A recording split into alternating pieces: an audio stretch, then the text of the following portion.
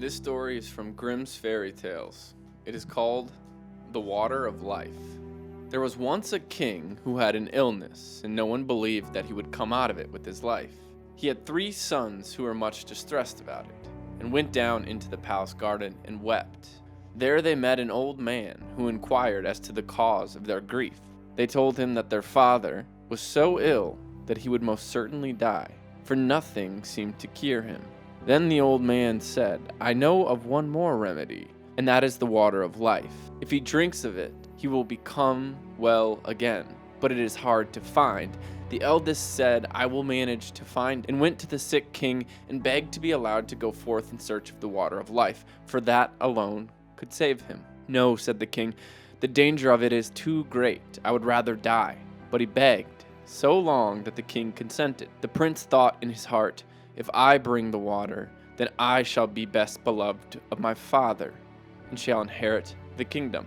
So he set out, and when he had ridden forth a little distance, a dwarf stood there in the road, who called to him and said, "Whither away so fast?" "Silly shrimp," said the prince very haughtily, "it is nothing to do with you," and rode on. But the little dwarf had grown angry, and he wished an evil wish. Soon after this the prince entered a ravine, and the further he rode, the closer the mountains drew together, and at last the road became so narrow that he could not advance a step further. It was impossible either to turn his horse or to dismount from the saddle, and he was shut in there as if in a prison. The sick king waited long for him, but he came not. Then the second son said, "Father, let me go forth to seek the water," and thought to himself, "If my brother is dead, then the kingdom will fall to me." At first the king would not allow him to go either, but at last he yielded. And so the prince set out on the same road that his brother had taken, and he too met the dwarf, who stopped him to ask whither he was going in such haste. "Little shrimp," said the prince, "that is nothing to thee," and rode on without giving him another look. But the dwarf bewitched him, and he, like the other, rode into a ravine, and could neither go forwards nor backwards. So fare haughty people. As the second son also remained away, the youngest begged to be allowed to go forth to fetch the water, and at last the king was obliged to let him go.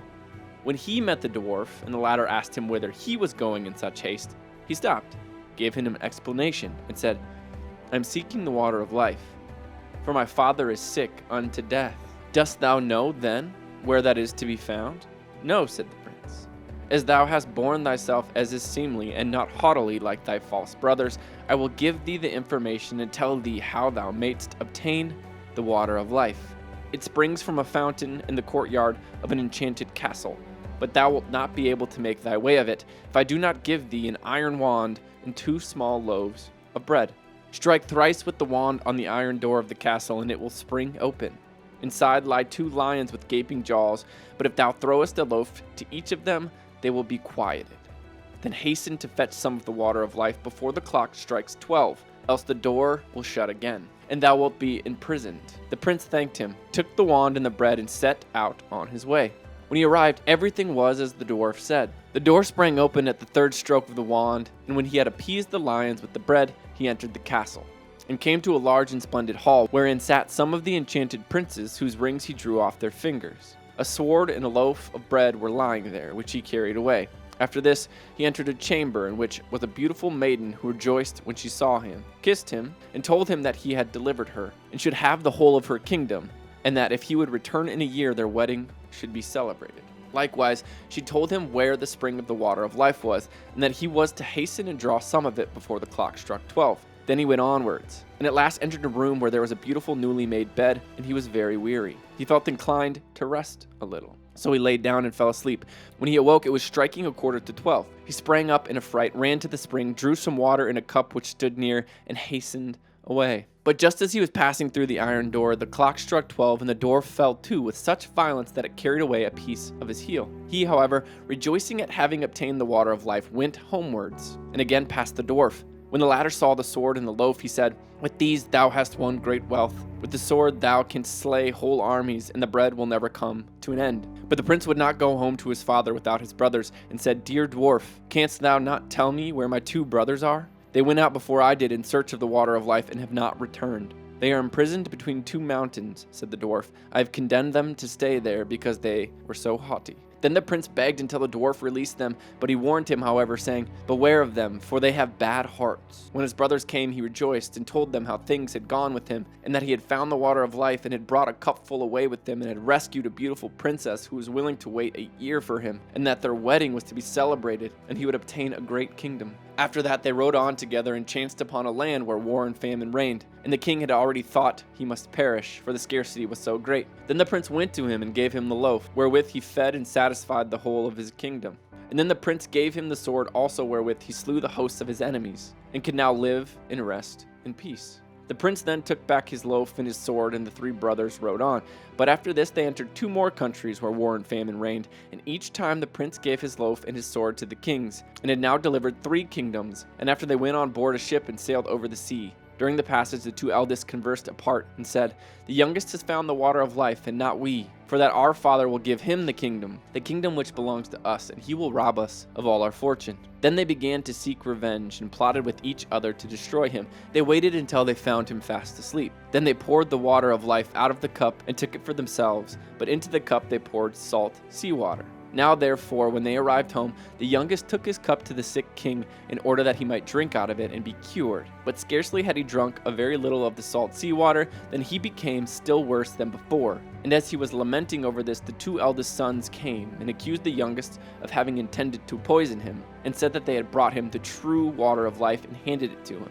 He had scarcely tasted when he felt his sickness departing, and became strong and healthy as in the days of his youth. After that they both went to the youngest, mocked him, and said, "You certainly found the water of life, but you have had the pain and we the gain. You should have been the sharper, and should have kept your eyes open. We took it from you whilst you were asleep at sea, and when a year is over, one of us will go and fetch the beautiful princess. But be aware that you do not disclose aught of this to our father. Indeed, he does not trust you, and if you say a single word, you shall lose your life into a bargain. But if you keep silent, you shall have it as a gift." The old king was angry with his youngest son, and thought he had plotted against his life. So he summoned the court together, and had his sentence pronounced upon his son, that he should be secretly shot. And once when the prince was riding forth to the chase, suspecting no evil, the king's huntsman had to go with him. And when they were quite alone in the forest, the huntsman looked so sorrowful that the prince said to him, "Dear huntsman, what ails you?" The huntsman said, "I cannot tell you, and yet I ought." Then the prince said, "Say openly what it is, I will pardon you."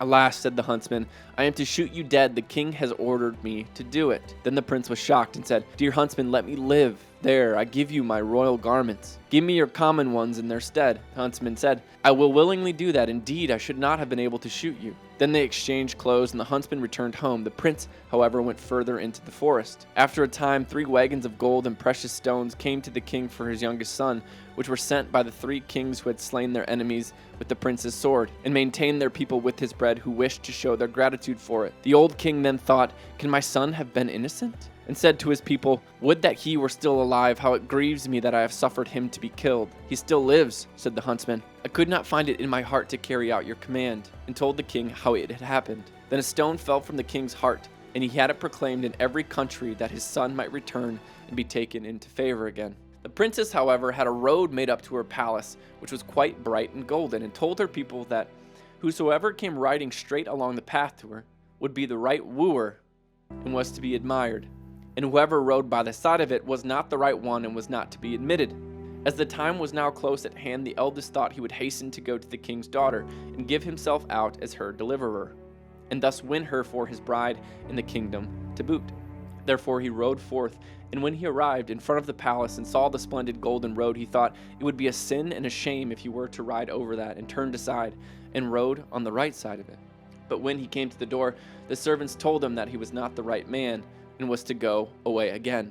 Soon after this, the second prince set out, and when he came to the golden road, and his horse had put 1 foot on it, he thought it would be a sin and a shame to tread a piece of it.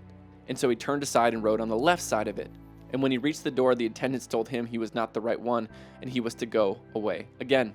When at last the year had entirely expired, the 3rd son likewise wished to ride out of the forest to his beloved, and with her forget his sorrows. So he set out and thought of her incessantly, and wished to be with her so much that he never noticed the golden road at all. So his horse rode onwards up the middle of it, and when he came to the door, it was opened, and the princess received him with joy, and said he was her deliverer and lord of the kingdom, and their wedding was celebrated with great rejoicing. When it was over, she told him that his father invited him to come to him and had forgiven him. So he rode thither and told him everything, how his brothers had betrayed him and how he had nevertheless kept silent. The old king wished to punish them, but they had put to sea and never came back as long as they lived. The end.